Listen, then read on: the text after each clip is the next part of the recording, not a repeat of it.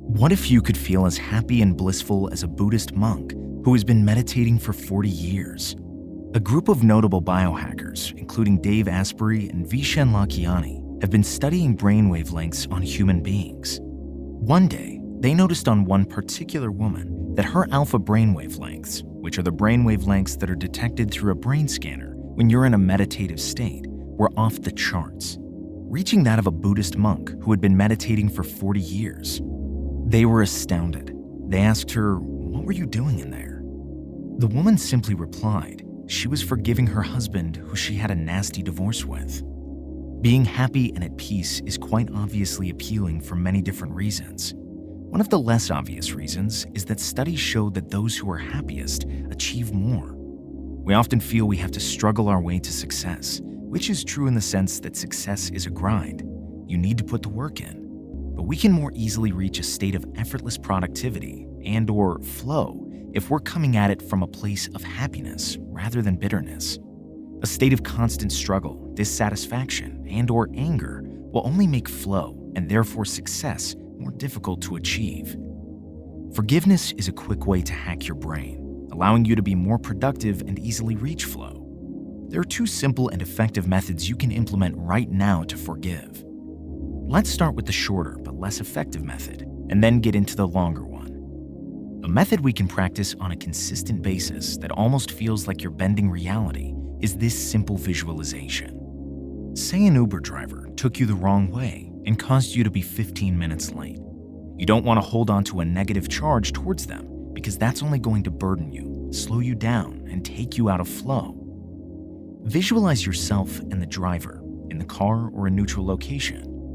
Approach the driver and either hug them or high-five them and say, "I forgive you, and I ask that you forgive me as well."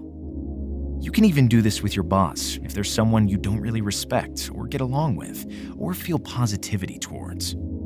After doing this, you'll astoundingly feel like your relationship with them has improved, and they may even start to act differently.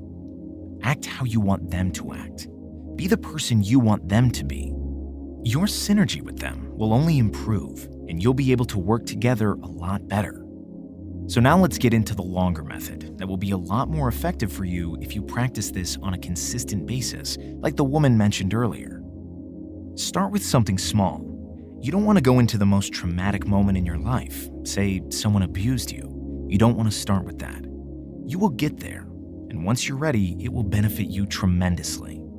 It was observed in the study that the more resentment you have built up, the higher amplitude is observed in your alpha brain wavelengths after you forgive this person. So basically, you'll be feeling really at peace after a forgiveness session with someone that is hard to forgive.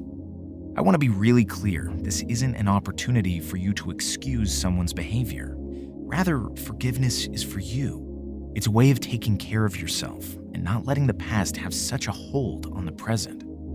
So I'm going to start small, like I suggest you do as well, and do an example of one of my friends ditching me last minute. We were supposed to have a great night to hang out, and he texted me 30 minutes beforehand and said, "Hey, sorry I can't make it," with no explanation. I'm someone who really looks forward to my time with my friends, so I went from real high to real low really quickly. This ticked me off at the time, but I realized this negative charge was only making me unhappy. Okay, so let's forgive my friend. I'm going to walk you through this technique, but use this as an opportunity to take notes, and when you do the visualization later, do it on your own without my voice. Before you get into the visualization, pick the person you are forgiving. Then pick a place you want to forgive them in your head. It can be either where the incident happened or a new scene you paint in your head. I like to pick a beautiful hillside with a beautiful lake below. After you've picked the person and the place, then you want to pick your 3 guides who will accompany you in the visualization. These 3 guides are people you respect deeply, typically historical figures or mentors. My 3 guides for this visualization will be Abraham Lincoln, Martin Luther King Jr., and Kanye West. Your guides don't have to be the same as mine. They can be anyone you respect deeply and will listen to. Take about 1 or 2 minutes to get into a meditative state, however you do that. A quick body scan followed by a few deep breaths is a popular way to do this. You could also think and feel about a few things you're grateful for. Now you're all set up for the visualization. Step into the scene. See the person you are forgiving about 6 feet away from you. Hear whatever sounds are in that scene. Feel whatever's below your feet or in the air or environment. Really step into this visualization and feel as if it's real. Now see your guide center. Guide 1, Guide 2, Guide 3. Individually, each lining up behind you like a panel. Next, you're going to want to read the charges for about 2 minutes, no more. Tell the person what they did that wronged you. When you're reading the charges, feel the emotion, feel the anger you had towards them. It's okay to come out of the meditative state.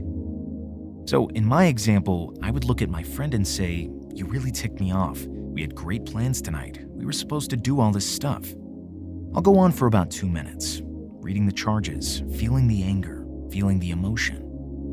The next step is asking myself, what have I learned from this? Take again 2 minutes for this part. So in this instance, maybe I learned to not base my happiness on other people. Or maybe I learned to confirm plans with my friend or any other friend 24 hours in advance. Finally, I'll ask myself, what could have caused this person to do what they did?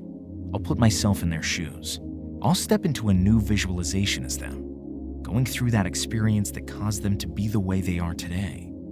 It's true when people say, hurt people hurt people. So I'll try to understand how they got hurt. Maybe my friend broke up with his girlfriend or had a really rough day at work.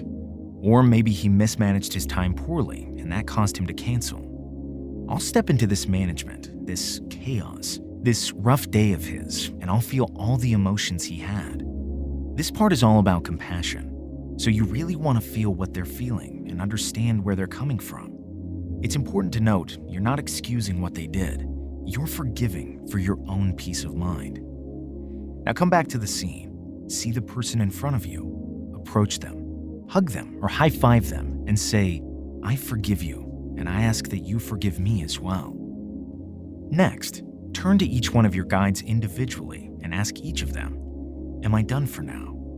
If any of them say no, repeat this exercise now or at a later time when you're ready. If all of them say yes, congratulations, you are done, and you should be feeling fantastic and at peace. Do this exercise on a consistent basis to have the peace of mind to allow you to accomplish your goals much more easily. Thank you.